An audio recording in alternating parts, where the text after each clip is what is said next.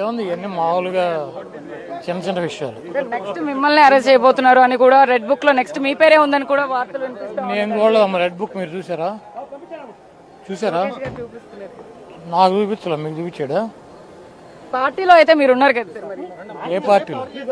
పార్టీలో ప్రస్తుతం మీరు యాక్టివిస్ట్ గానే ఉన్నారు కదా, ఎందుకు లేనని చెప్పి నువ్వే చెప్పాకమ్మా. ఈ రెడ్ బుక్కులు బ్లూ బుక్కులకి ఏం ఉపయోగం లేదు. 3 కేసులు మీ మీద ఫైల్ అయినాయని కూడా 3 కాదు 30 చేసుకొని అమ్మాయి లాయర్లు ఎంతమంది ఉన్నారు? కొడాలి నాని గారు ఇన్ని రోజులు ఏమైపోయారు?